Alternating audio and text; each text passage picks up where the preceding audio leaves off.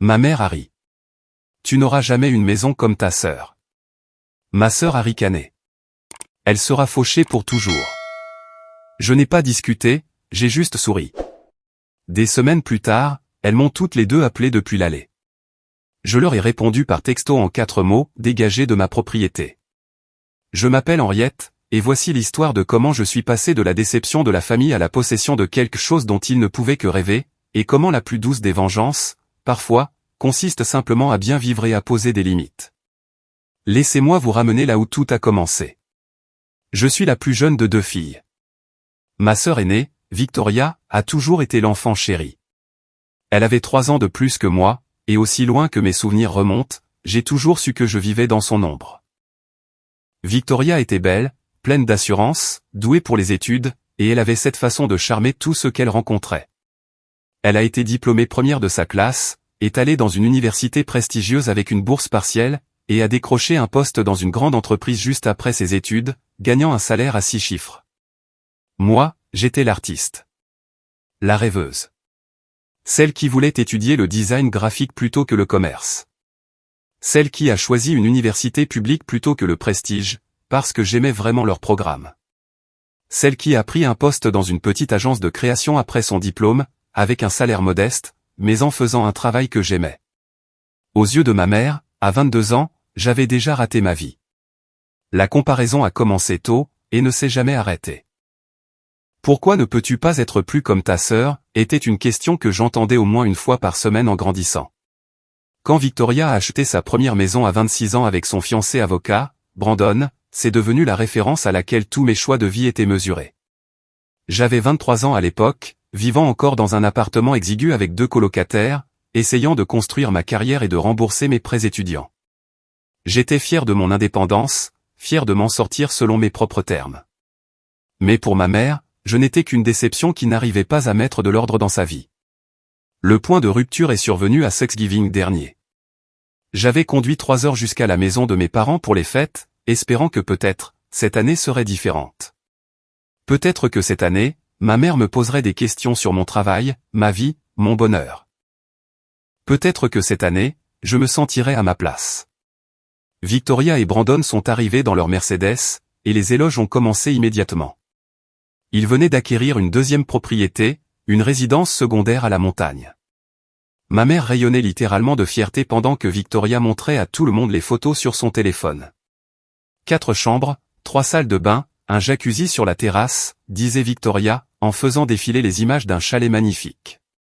On a fait une super affaire. Le bonus de Brandon cette année était incroyable. C'est merveilleux, ma chérie, s'extasiait ma mère. Vous avez tellement de succès tous les deux. Je suis si fier de vous. J'étais assise là, mangeant ma purée de pommes de terre, en essayant d'être heureuse pour ma sœur. J'essayais vraiment. Mais ensuite, ma mère s'est tournée vers moi avec ce regard. Ce regard qui disait qu'elle s'apprêtait à dire quelque chose de blessant, déguisé en inquiétude. Henriette, ma chérie, tu loues toujours ce petit endroit en ville. Oui, maman. Le même appartement. Il est vraiment sympa, en fait. On a repeint le mois dernier. Victoria a ri, sans même essayer de cacher sa condescendance. Tu as repeint une location. C'est tellement triste. Tu sais que tu ne reverras jamais cet argent, n'est-ce pas? J'aime l'endroit où je vis, ai-je dit doucement. Mais tu es toujours en location, a insisté ma mère. À ton âge, tu devrais te constituer un patrimoine, investir dans l'immobilier. Victoria possédait sa première maison à 26 ans. Tu as 25 ans maintenant, non? J'aurai 26 ans en janvier. C'est exactement ce que je veux dire. Ma mère a secoué la tête, comme si j'étais un problème qu'elle ne pouvait pas résoudre. Tu n'auras jamais une maison comme ta sœur. Pas au rythme où tu vas. Les mots flottaient dans l'air comme du poison. Victoria a affiché un sourire en coin de l'autre côté de la table, ce sourire supérieur que j'avais vu toute ma vie. Elle sera fauchée pour toujours, maman. C'est ce qui arrive quand on choisit la passion plutôt que le pragmatisme. J'ai essayé de lui dire de se lancer dans quelque chose de plus stable, mais elle n'a pas voulu écouter. J'ai senti mon père bouger, mal à l'aise, à côté de moi, mais comme toujours, il n'a rien dit. Il ne m'a jamais défendu. Il est juste resté silencieux, laissant ma mère et ma sœur me démolir. Quelque chose s'est brisé en moi ce jour-là, mais pas de la manière à laquelle elles s'attendaient. Je n'ai pas pleuré. Je n'ai pas discuté. Je n'ai pas essayé de défendre mes choix, ni d'expliquer mon plan sur 5 ans, ni de leur parler de la promotion pour laquelle j'étais pressenti. J'ai juste souri. C'était un petit sourire, à peine perceptible, mais il était réel. Car à ce moment-là, j'ai réalisé quelque chose de profond, je n'avais plus besoin de leur approbation. Je n'avais rien à leur prouver. Je pouvais vivre ma vie pour moi, et leurs opinions n'avaient littéralement aucune importance. Vous avez peut-être raison, ai-je dit calmement, en finissant ma purée. Ma mère a cligné des yeux, clairement surprise que je ne me défende pas. Victoria avait l'air presque déçue de ne pas avoir obtenu une plus grande réaction. Je suis resté 1 heure de plus, puis je me suis excusé, prétextant que je devais travailler le lendemain. J'ai conduit jusqu'à chez moi cette nuit-là, les larmes coulant sur mon visage, non pas parce que j'étais blessé, mais parce que j'étais libre. Libre du besoin de courir après leur validation, libre du poids de leurs attentes. Cette nuit-là a marqué le début d'un changement. J'avais joué la carte de la sécurité pendant des années, en restant à mon poste confortable, en économisant lentement, en essayant d'être responsable de manière conventionnelle. Mais les mots de ma mère, aussi cruels soient-ils, ont allumé un feu en moi. J'ai réalisé que j'avais mené une petite vie, essayant de répondre à des attentes que je n'atteindrais jamais, au lieu de poursuivre ce que je voulais vraiment. Voici ce qu'elle ne savait pas, j'étais bonne dans mon domaine. Vraiment bonne. Je travaillais en freelance à côté depuis 2 ans, acceptant des projets de création de logos, de sites web, et des packs de branding pour de petites entreprises. J'avais un portfolio grandissant et une liste de clients satisfaits. Mais je gardais ça à petite échelle, le traitant comme un revenu d'appoint, ayant peur de faire le grand saut pour devenir freelance à plein temps. Ce soir de Thanksgiving, j'ai décidé de parier sur moi-même. En 1 semaine, j'avais mis en place une structure commerciale appropriée pour mon travail de freelance. J'ai créé une SARL, construit un site web professionnel présentant mes meilleurs projets, et j'ai commencé à promouvoir activement mes services. J'ai contacté toutes les personnes que j'avais jamais connues, j'ai rejoint des communautés en ligne de petits entrepreneurs, et je me suis positionné comme une spécialiste du branding pour les startups et les entreprises en croissance. La réponse a été impressionnante. Il s'est avéré que je m'étais sous-évalué pendant des années.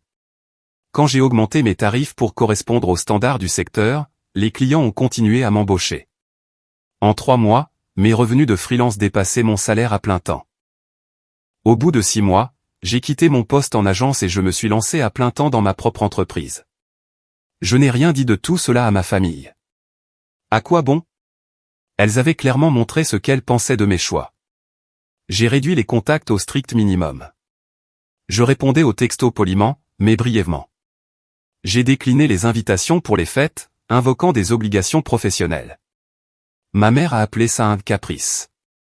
Victoria a dit à nos proches que j'étais l'immature. J'ai appelé ça de l'autopréservation. Pour la première fois de ma vie, je construisais quelque chose qui m'appartenait entièrement. Mon entreprise a connu une croissance rapide. J'ai embauché une assistante virtuelle, puis une designer junior. J'ai développé une spécialité dans le branding pour les startups technologiques, et ma réputation dans cette niche a grandi.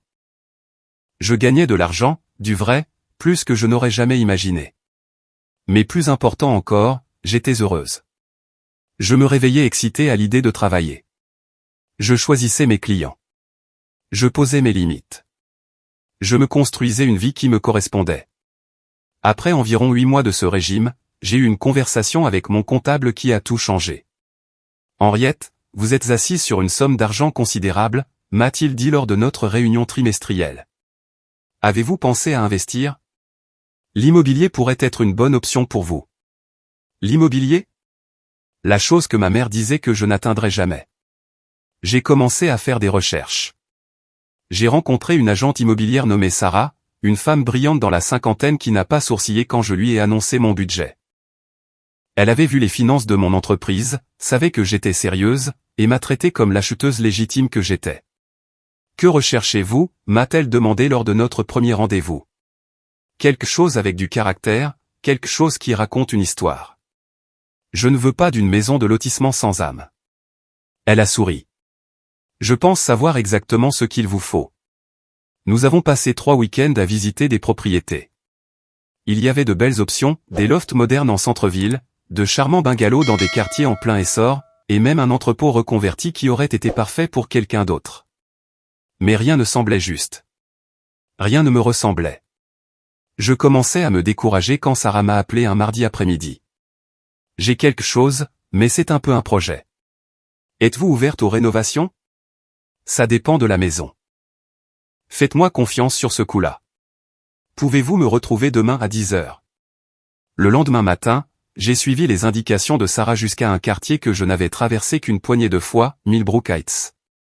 Même le nom sonnait cher, vieille fortune, établie, le genre d'endroit où les familles vivaient depuis des générations, où tout le monde se connaissait, où les maisons étaient protégées par les règlements de la société historique. En tournant sur Rosewood Avenue, j'ai eu le souffle coupé. La rue était bordée de chênes matures qui formaient une canopée. Chaque maison était unique, méticuleusement entretenue, clairement aimée. Il y avait des porches enveloppants, des tourelles, des boiseries en pin d'épices, et des jardins qui semblaient sortis de magazines. Sarah s'est garée devant une maison victorienne jaune pâle avec des finitions blanches. Elle était magnifique, même depuis le trottoir. 3 étages, une tour sur le côté gauche, des vitraux, et un porche qui faisait le tour de toute la façade et du côté de la maison. Elle est sur le marché depuis 6 semaines, a expliqué Sarah alors que nous remontions l'allée en pierre. La propriétaire, Madame Eleanor Hartwell, a 93 ans et déménage en maison de retraite. Elle a été très exigeante sur le choix de l'acheteur. Elle a déjà rejeté 3 offres, tout au-dessus du prix demandé. Pourquoi? Elle veut quelqu'un qui l'aimera, quelqu'un qui comprend ce que cette maison représente. Son mari a construit cette maison pour elle dans les années 40, quand ils se sont mariés. Elle a élevé 4 enfants ici, a enterré son mari, et maintenant, elle doit la laisser partir. Mais elle ne vendra pas à n'importe qui. Nous avons franchi la porte d'entrée, et je suis tombé amoureuse instantanément. Le hall avait le parquet d'origine, légèrement usé, mais magnifique. Il y avait un escalier avec une rampe ornée, et la lumière filtrait à travers le vitrail du palier, projetant des ombres colorées sur les murs. Chaque pièce avait une histoire. La cuisine était démodée, avec des appareils des années 70 et des comptoirs qui avaient connu de meilleurs jours. Les salles de bain nécessitaient une refonte complète. Le papier peint dans plusieurs pièces se décollait, et il y avait des taches d'eau sur quelques plafonds. Mais sous tout cela, la structure était parfaite, de hauts plafonds avec des moulures, des bibliothèques encastrées d'origine, du parquet partout, une cheminée dans le salon avec un manteau sculpté à la main, et cette tourelle, celle que j'avais vue de l'extérieur, était une pièce circulaire avec des fenêtres de tous les côtés, inondée de lumière naturelle. Cette pièce, ai-je dit, debout dans la tourelle. Elle serait parfaite pour mon bureau. Sarah a souri. Dois-je organiser une rencontre avec Madame Hartwell? Oui, absolument. Oui. 2 jours plus tard, j'ai rencontré Eleanor Hartwell dans le salon de la maison qui pourrait devenir la mienne. C'était une petite femme aux cheveux blancs, aux yeux bleus vifs, et à la poignée de main ferme. Sarah me dit que vous dirigez votre propre entreprise, a-t-elle dit, en m'invitant à m'asseoir. Oui, madame. Design graphique et branding. Je travaille avec des startups et des petites entreprises. Et vous êtes jeune pour vous intéresser à une propriété comme celle-ci. La plupart des jeunes veulent quelque chose de moderne, quelque chose qui ne nécessite pas de travaux. Je veux quelque chose avec une histoire, quelque chose qui a un sens. Elle m'a étudié pendant un long moment. Pourquoi cette maison? J'ai réfléchi à la manière de répondre. J'aurais pu lui parler du potentiel d'investissement, du quartier, de la valeur de revente. Mais quelque chose chez Eleanor m'a donné envie d'être honnête. Parce qu'en entrant, je me suis senti chez moi. J'ai grandi en ayant l'impression de n'être à ma place nulle part, comme si j'essayais toujours de me glisser dans des espaces qui n'étaient pas faits pour moi. Mais cette maison, même avec tous les travaux qu'elle nécessite, me donne l'impression qu'elle attendait quelqu'un comme moi. Quelqu'un qui l'appréciera, qui la ramènera à la vie tout en respectant ce qu'elle a été. Les yeux d'Eleanor se sont embués. Mon Henri a dit presque la même chose quand il a vu ce terrain pour la première fois. Il a dit qu'il pouvait voir tout notre avenir ici, voir la maison que nous construirions ensemble. Elle a fait une pause, touchant doucement le bras de son fauteuil. Cette maison a abrité beaucoup d'amour, beaucoup de vie.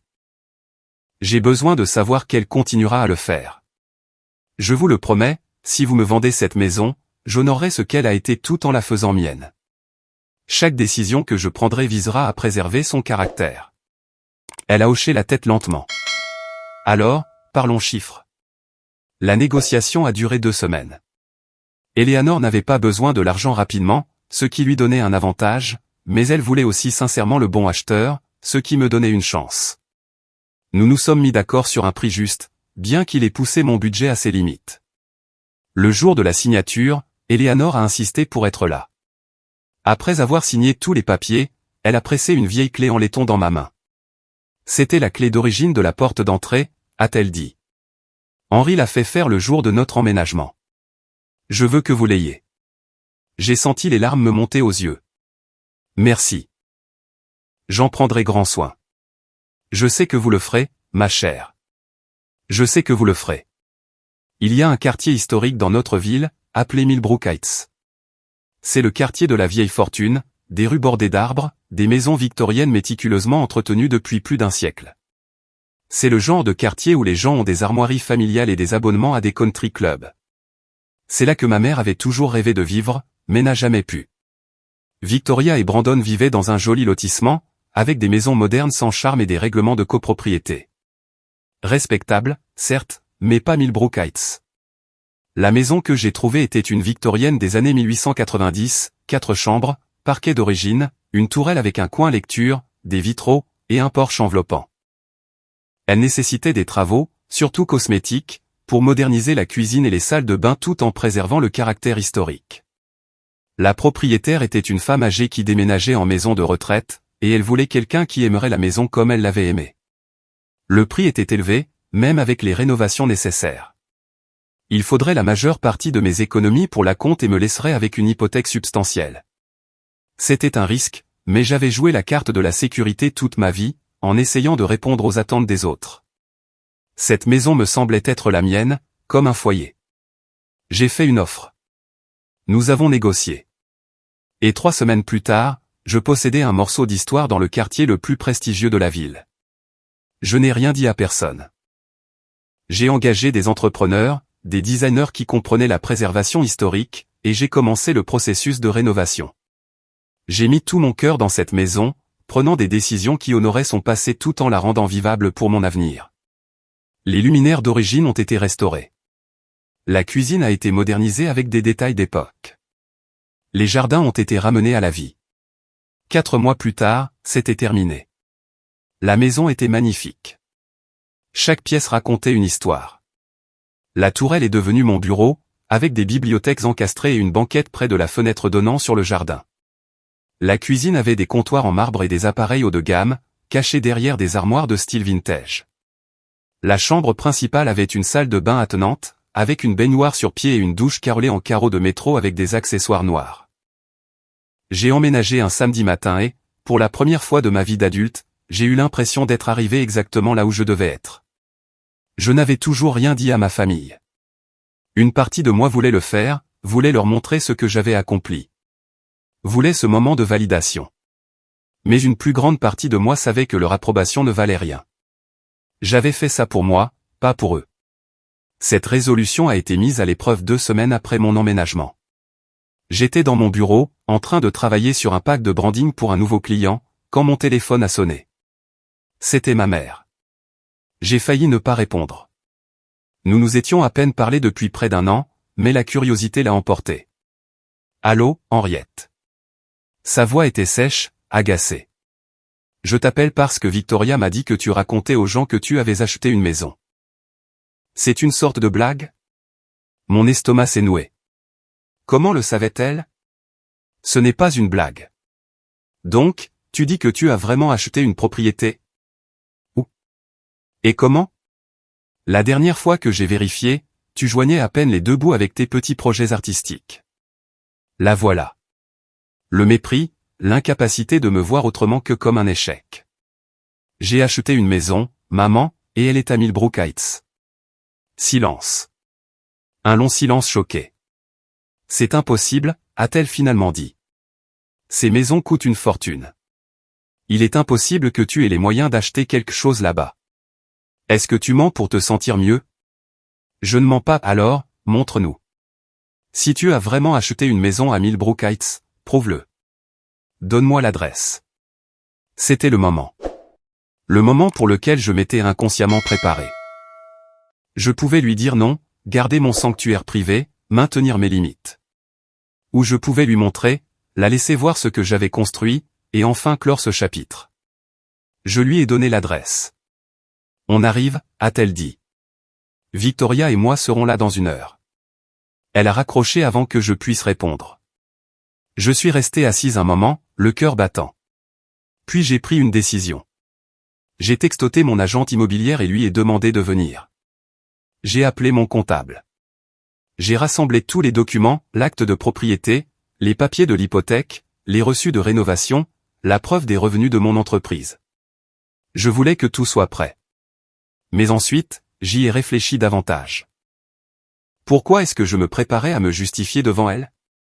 Pourquoi est-ce que je mettais en scène une exposition de mes réussites, comme si j'étais encore cette petite fille désespérée en quête d'approbation? Je ne leur devais rien. Pas une explication, pas une preuve, pas un accès à mon espace. J'ai envoyé un texto à mon agente immobilière pour annuler ma demande. Puis j'ai traversé ma belle maison, ce sanctuaire que j'avais créé, et j'ai pris une autre décision. Quand mon téléphone a sonné 1 heure plus tard, j'étais assise sur la balançoire de mon Porsche, buvant du thé, regardant la lumière de l'après-midi filtrer à travers les chênes qui bordaient ma rue. C'était ma mère. J'ai laissé sonner. Puis Victoria a appelé. J'ai laissé sonner aussi. Puis les textos ont commencé à arriver. Maman, on est devant ta maison. Où es-tu? Victoria, c'est ridicule. Laisse-nous entrer. Maman, Henriette, arrête d'être puérile. On a fait tout ce chemin, Victoria, c'est vraiment ta maison. Comment est-ce possible? Je pouvais les imaginer, debout au bout de mon allée, regardant ma magnifique maison victorienne, essayant de comprendre ce qu'elle voyait. Ma mère, qui m'avait dit que je n'aurais jamais une maison comme ma sœur. Victoria, qui avait ricané en disant que je serais fauché pour toujours. Elles ont rappelé, toutes les deux, plusieurs fois. J'ai regardé mon téléphone s'allumer avec leurs appels, et je n'ai ressenti que de la paix. Finalement, j'ai pris mon téléphone et j'ai envoyé un texto dans le groupe de discussion qu'elles avaient créé. Dégagez de ma propriété. 4 mots. C'est tout ce qu'elles ont eu. Les appels ont cessé. Les textos ont cessé. Apparemment, 4 mots suffisaient. Je suis resté sur ce Porsche pendant 1 heure de plus, finissant mon thé, regardant le soleil commencer à se coucher, sentant le poids d'années de critiques et de comparaisons se lever enfin de mes épaules. Mon téléphone a vibré une dernière fois. C'était mon père. Ta mère est très contrariée. Elle dit que tu manques de respect. Peux-tu l'appeler, s'il te plaît? J'ai fixé ce message pendant un long moment. Mon père, qui ne m'avait jamais défendu, qui avait laissé ma mère et ma sœur me démolir année après année, me demandait maintenant d'être la plus mature. J'ai répondu, je ne manque pas de respect. Je pose des limites. Il y a une différence. Il n'a pas répondu. Les jours suivants ont été calmes. Je m'attendais à d'autres appels, d'autres exigences, peut-être même une visite où elle refuserait de partir, mais il n'y a rien eu. Puis, 1 semaine plus tard, j'ai reçu un texto de Victoria. Il faut qu'on parle. Je n'ai pas répondu. Elle a essayé d'appeler. Je n'ai pas répondu. Finalement, elle a envoyé un message plus long. Maman est vraiment blessée. Elle ne comprend pas pourquoi tu agis de cette façon. On voulait juste voir ta maison. Tu n'avais pas à être si cruel. Cruel? Ce mot m'a frappé. On m'avait qualifié de sensible, difficile, têtue, démotivée et décevante, mais jamais de cruel. C'était une nouveauté. J'ai tapé une longue réponse, expliquant tout. Comment des années de comparaison avec Victoria m'avaient blessé. Comment le fait qu'on me dise que je n'arriverais jamais à rien avait affecté ma confiance en moi. Comment ce dîner de Thanksgiving avait été la goutte d'eau. Comment j'avais bâti mon entreprise à partir de rien, pendant qu'elle qualifiait mon travail de projets artistiques. Comment j'avais acheté cette maison avec l'argent que j'avais gagné, prouvant que leur vision limitée de mon potentiel n'était que ça, limité. J'ai tout écrit. Chaque sentiment, chaque blessure, chaque moment de croissance. Puis je l'ai effacé. Elle ne méritait pas ma douleur. Elle ne méritait pas d'explication. Elle n'avait pas gagné le droit d'accéder à mon parcours. À la place, j'ai écrit, je ne suis pas cruel. J'en ai juste fini d'être traité comme si je n'avais pas d'importance. Quand vous serez prête à me traiter avec respect, on pourra parler. D'ici là, veuillez respecter mes limites. Victoria a lu le message mais n'a pas répondu. 2 semaines se sont écoulées. Je me suis plongé dans le travail, j'ai pris de nouveaux clients, j'ai commencé à planifier l'expansion de mon entreprise. J'ai eu des consultations avec 3 startups en 1 semaine et j'ai signé des contrats avec toutes. Mon agenda était plein, mon compte en banque était sain, et ma maison était mon sanctuaire. La vie était belle. Puis mon père a appelé. Henriette, s'il te plaît. Ta mère ne le dira pas, mais elle a le cœur brisé. Victoria se sent très mal. Ne peut-on pas s'asseoir et en parler? Papa, as-tu déjà dit une seule fois à maman d'arrêter de me comparer à Victoria? M'as-tu déjà défendu quand elle faisait des blagues sur ma carrière? Leur as-tu déjà dit qu'elles étaient trop dures avec moi? Silence. C'est bien ce que je pensais. Tu ne voulais pas créer de conflit dans la famille, alors tu les as laissées me blesser pour préserver la paix. Et maintenant, tu veux que je revienne et que je fasse comme si de rien n'était pour que tu puisses à nouveau préserver la paix. Tu vois le schéma, papa? Encore le silence. Je t'aime, a-t-il finalement dit, mais je ne sais pas comment réparer ça. Ce n'est pas à toi de le réparer. C'est à elles de reconnaître ce qu'elles ont fait de mal. Tant que ça n'arrivera pas, il n'y a rien à discuter. Il a soupiré. Tu as changé. Oui, c'est vrai. Je me suis choisi pour une fois. Je suis désolé si c'est inconfortable pour tout le monde. Nous avons raccroché, et je me suis senti triste, mais aussi soulagé. Au moins, avec mon père, la conversation avait été honnête. Un autre mois s'est écoulé. J'ai fêté mes 27 ans, seul par choix, avec un repas chinois à emporter et un marathon de films dans mon bureau de la Tourelle. C'était parfait. Puis j'ai reçu un email. C'était de Victoria. Un long message qui commençait par « J'ai réfléchi ». J'ai failli le supprimer sans le lire, mais quelque chose m'a poussé à l'ouvrir. Henriette, j'ai réfléchi, et je te dois des excuses. De vraies excuses. Pas le genre où je m'excuse, mais où j'explique ensuite pourquoi je n'avais pas vraiment tort. J'ai été cruel avec toi, surtout à Thanksgiving. J'ai dit ces choses parce que ça me donnait un sentiment de supériorité, et c'est laid. J'ai toujours su que tu avais du talent, et honnêtement, je pense que j'en avais peur. Tu as choisi quelque chose que tu aimais, et tu as réussi. J'ai choisi l'argent et le statut.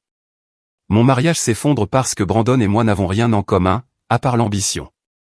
Mon travail est sans âme. Je possède 2 propriétés, mais aucune ne me donne l'impression d'être un foyer. Pendant ce temps, tu as acheté cette maison incroyable et tu sembles sincèrement heureuse.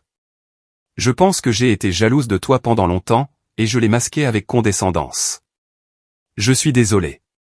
Je ne m'attends pas à ce que tu me pardonnes tout de suite, mais je voulais que tu saches que je te vois maintenant. Je vois ce que tu as construit, et je suis sincèrement impressionné. Si tu es d'accord, j'aimerais essayer de construire une vraie relation de sœur, au lieu de cette dynamique toxique que nous avons eue. Sans pression. Pense-y, c'est tout. Je l'ai lu 3 fois. C'était de bonnes excuses. Elle reconnaissait des torts spécifiques, prenait l'entière responsabilité, et ne cherchait pas d'excuses. C'était plus que ce que j'attendais de Victoria, mais je n'étais pas prête à répondre. Pas encore. J'avais besoin de digérer, de savoir si je voulais même une relation avec ma sœur et à quoi cela ressemblerait si c'était le cas. Une autre semaine a passé. Puis ma mère a envoyé son propre email. Henriette, j'ai toujours voulu le meilleur pour toi. Je t'ai poussé parce que je voulais que tu réussisses et que tu sois en sécurité. Je vois maintenant que mes méthodes étaient blessantes et que mes définitions du succès étaient trop étroites. Je suis fier de Victoria, mais ça ne veut pas dire que je ne suis pas fier de toi aussi. J'ai toujours été fier de toi, j'avais juste du mal à le montrer. Tu as raison, j'aurais dû célébrer tes réussites au lieu de te comparer constamment à ta sœur. Tu as construit quelque chose de remarquable, à la fois dans ta carrière et maintenant avec ta maison. Je suis désolé de t'avoir fait sentir que tu n'étais pas assez. Tu as toujours été assez. Je ne pouvais simplement pas voir au-delà de ma propre anxiété pour ton avenir, pour apprécier ton présent. J'espère qu'un jour tu me laisseras de nouveau faire partie de ta vie, mais je comprends si tu as besoin d'espace. Je t'aime. Je suis resté avec cet email pendant des jours. Était-ce suffisant? Était-ce sincère? Les gens pouvaient-ils vraiment changer? Je n'avais pas de réponse à ces questions. Mais je savais une chose, je n'étais plus la même personne qui était assise à cette table de Thanksgiving, absorbant leurs critiques et se sentant sans valeur. J'étais quelqu'un qui s'était choisi, quelqu'un qui avait bâti une entreprise et une vie selon ses propres termes. Quelqu'un qui avait posé des limites et s'y était tenu. Que je laisse ou non ma famille revenir dans ma vie, j'avais déjà gagné. Pas parce que je leur avais prouvé qu'elles avaient tort, même si c'était le cas, mais parce que je m'étais prouvé à moi-même que j'avais raison. Raison de suivre ma passion. Raison de faire confiance à mes capacités. Raison de croire que je méritais mieux. J'ai rédigé une réponse pour chacune d'elles, des messages séparés, adaptés à chaque relation. À Victoria, merci pour tes excuses. Le fait que tu aies pris le temps de vraiment réfléchir à l'impact de tes actions sur moi signifie quelque chose. Je ne suis pas prête à replonger dans une relation proche, mais je suis ouverte à reconstruire lentement. Peut-être qu'on pourrait commencer par un café. Sans parents, sans attente, juste deux sœurs qui essaient de trouver comment interagir en tant qu'adultes. À ma mère, j'apprécie tes excuses. Je comprends que tu pensais aider, même si l'impact a été blessant. J'ai besoin que tu comprennes qu'à l'avenir, j'ai besoin de respect, pas seulement d'amour. J'ai besoin que tu célèbres mes victoires sans les comparer à celles de Victoria. J'ai besoin que tu aies confiance en ma capacité à savoir ce qui est le mieux pour ma vie. Si tu peux faire ça, alors oui, on pourra travailler à reconstruire notre relation, mais ça devra être différent cette fois. J'ai envoyé les 2 emails et j'ai ressenti un étrange mélange d'espoir et de prudence. Victoria a répondu en moins d'1 heure, suggérant qu'on se voit la semaine suivante dans un café à mi-chemin entre nos maisons. Ma mère a mis 2 jours, mais a finalement répondu, acceptant mes conditions et demandant si on pouvait déjeuner un de ces jours. J'ai accepté les 2 propositions, mais à mes conditions, aux heures et aux endroits que j'ai choisis. Le café avec Victoria était gênant au début. Nous avions passé tant d'années dans nos rôles assignés, l'enfant chéri et la déception, que nous ne savions pas comment être simplement des sœurs. Mais lentement, prudemment, nous avons commencé à partager nos vraies vies. Elle m'a parlé de ses problèmes de mariage, de la façon dont Brandon et elle s'étaient éloignés. Je lui ai parlé des défis de la gestion de ma propre entreprise. Pour la première fois, nous n'étions pas en compétition. Nous discutions, tout simplement. Ta maison est vraiment incroyable, a-t-elle dit à un moment donné. Quand maman m'a donné l'adresse et que j'ai regardé, je n'en revenais pas. C'est l'un des meilleurs quartiers de la ville. Elle nécessitait beaucoup de travaux, mais ça en valait la peine. Est-ce que je pourrais? Est-ce que ça irait si je la voyais un de ces jours? Pas avec maman. Juste moi. Je promets d'être respectueuse. J'y ai pensé. Ma maison était mon sanctuaire, mais peut-être pouvait-elle aussi être un pont. Bien sûr. Mais tu dois promettre, pas de jugement, pas de commentaires sur ce que j'aurais dû faire différemment. Pas de compliments déguisés. Marché conclu. 2 jours plus tard, Victoria est venue. Je l'ai regardée parcourir ma maison, la voyant observer chaque détail, les boiseries restaurées, les luminaires vintage, le jardin que j'avais planté, le bureau d'où je dirigeais mon entreprise. C'est incroyable, Henriette, a-t-elle dit. Et pour une fois, il n'y avait pas de sourire en coin, pas de condescendance, juste une admiration sincère. Tu as fait ça? Tout ça? Avec l'aide d'entrepreneurs et de designers. Mais oui, j'ai tout planifié. Elle s'est tournée vers moi, les larmes aux yeux. J'ai été si stupide. J'avais cette image de toi dans ma tête, et je n'ai jamais pris la peine de voir qui tu étais vraiment. On était toutes les 2 coincées dans les rôles que maman nous avait assignés. Tu étais la parfaite. J'étais le gâchis. Aucun des 2 n'était vraiment vrai. Je ne suis pas parfaite. Ma vie a l'air bien sur le papier, mais elle est vide. Tu as quelque chose de réel, ici. Nous avons parlé pendant des heures ce jour-là. Vraiment parler de notre enfance, de nos rêves, de nos peurs. Ce n'était pas une guérison complète, mais c'était un début. Le déjeuner avec ma mère a été plus difficile. Elle a pleuré en me voyant, s'est excusée à nouveau, m'a dit qu'elle avait consulté un thérapeute pour son besoin de contrôler la vie de ses enfants. J'ai écouté, je suis resté sur mes gardes, mais j'ai permis à la conversation d'avoir lieu. Je veux voir ta maison, a-t-elle dit à la fin du déjeuner. Pas encore. Son visage s'est décomposé. Mais Victoria l'a vu. Victoria s'est excusée et a respecté mes limites. Nous reconstruisons lentement. Quand toi et moi serons en de meilleurs termes, je t'inviterai, mais pas encore. Ça ne lui a pas plu, mais elle l'a accepté. Au cours des mois suivants, les choses se sont lentement améliorées. Victoria et moi avons commencé à prendre régulièrement le café ensemble. Nous n'étions pas les meilleurs amis du monde, mais nous devenions de vraies sœurs. Elle s'est finalement séparée de Brandon, et je l'ai soutenue. Elle m'a aidé à décrocher un client important grâce à l'un de ses contacts. Ma mère et moi déjeunions une fois par mois. Elle essayait vraiment de faire mieux. Elle me posait des questions sur mon travail sans me comparer à Victoria. Elle complimentait mes choix sans ajouter de « mais ». Ce n'était pas parfait, mais c'était un progrès. 6 mois après l'incident de l'allée, j'ai finalement invité ma mère chez moi. Elle s'est garée et est restée assise dans sa voiture un moment, fixant la maison. Quand elle est finalement arrivée à la porte, elle avait les larmes aux yeux. « C'est la plus belle maison que j'ai jamais vue », a-t-elle dit simplement. Je lui ai fait faire le tour, et pour une fois, elle n'a pas critiqué. Elle n'a pas suggéré de changement. Elle a simplement apprécié. « Je suis désolée », a-t-elle dit alors que nous nous asseyions pour prendre le thé dans mon salon. « Je suis désolée de t'avoir fait sentir que tu devais prouver quelque chose. Je suis désolée de ne pas avoir vu à quel point tu étais incroyable. Tu as construit quelque chose de vraiment spécial ici, et pas seulement la maison, toute ta vie. Je suis fière de toi, Henriette. J'aurais dû le dire il y a des années. » J'ai senti les larmes me monter aux yeux.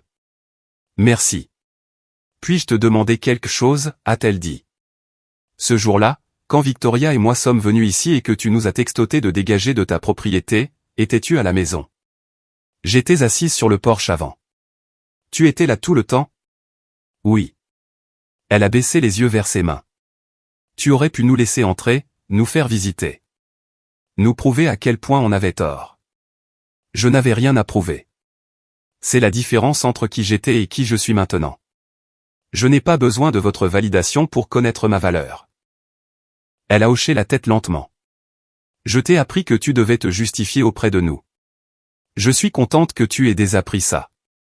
Nous sommes restés assises dans un silence confortable pendant un moment, buvant du thé, regardant la lumière de l'après-midi filtrer à travers mes vitraux. Ma relation avec ma famille n'est pas parfaite maintenant. Nous avons encore nos moments, nos vieux schémas qui tentent de refaire surface, mais nous essayons tous, et c'est plus que ce que j'espérais. Mon entreprise continue de croître. J'ai embauché 2 autres designers et un chef de projet. Je pense à ouvrir un petit studio, pour réunir mon équipe en personne une fois par semaine. Ma maison reste mon sanctuaire, mais ce n'est plus un secret. J'y ai organisé des dîners, des réunions de clients et des fêtes de fin d'année. J'ai laissé entrer des gens dans mon espace, parce que je suis assez sûr de moi pour le partager. Mais je pense encore à ce jour, parfois. Le jour où ma mère et ma sœur se tenaient dans mon allée, probablement confuses, certainement choquées, essayant de concilier la personne qu'elles pensaient que j'étais avec la preuve qu'elles avaient sous les yeux. Je pense à ces 4 mots que je leur ai textotés, dégagés de ma propriété. Ce sont les 4 mots les plus puissants que j'ai jamais écrits. Non pas parce qu'ils étaient intelligents ou blessants, mais parce qu'ils représentaient un choix. Le choix de me valoriser plutôt que de chercher leur approbation. Le choix de poser des limites au lieu de chercher la validation. Le choix de construire ma propre vie, selon mes propres termes. Parfois, la vengeance ne consiste pas à faire du mal à quelqu'un d'autre. Elle consiste à se sentir bien soi-même, à se prouver qu'on est capable, qu'on est assez, qu'on mérite la vie que l'on veut. Ma mère a ri et a dit que je n'aurais jamais une maison comme ma sœur. Ma sœur a ricané et a dit que je serais fauché pour toujours. Je n'ai pas discuté. J'ai juste souri, parce que je savais quelque chose qu'elles ignoraient. Je n'essayais pas d'avoir une maison comme ma sœur.